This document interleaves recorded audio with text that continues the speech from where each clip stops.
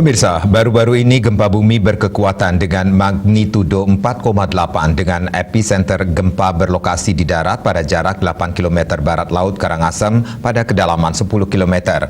Menurut pakar, gempa dangkal memiliki daya rusak besar karena dekat dengan permukaan.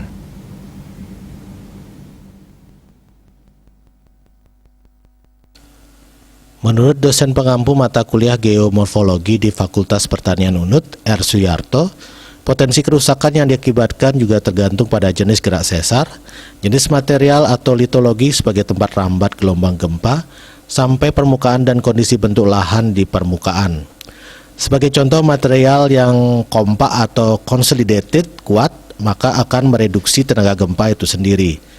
Sebaliknya, material lepas atau unconsolidated secara geomorfologi tentu akan memperbesar energi yang terjadi akibat adanya dinamika keseimbangan baru dari batuan, sehingga daya rusak akan lebih dirasakan di permukaan.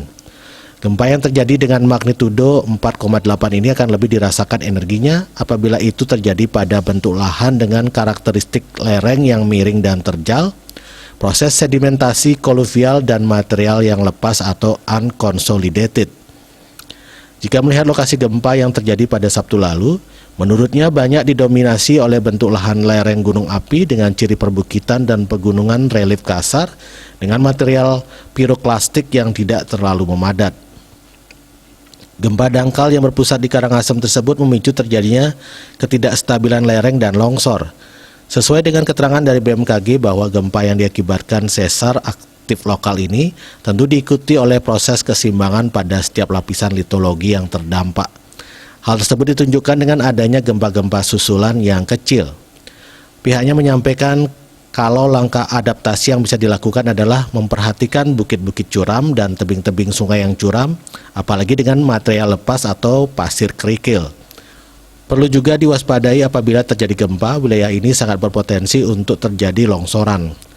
Langkah mitigasi lainnya adalah memperhatikan bukit atau tebing yang jelas ada bidang pelapisannya atau beda litologi. Kondisi ini bidang pelapisan akan menjadi bidang geser yang rawan gerakan longsor. Apabila ada pemicunya bisa berupa adanya energi gempa atau adanya aliran air atau non-air.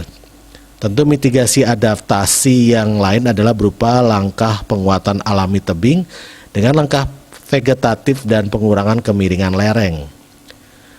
Yudi Karnaidi, Bali Pos melaporkan.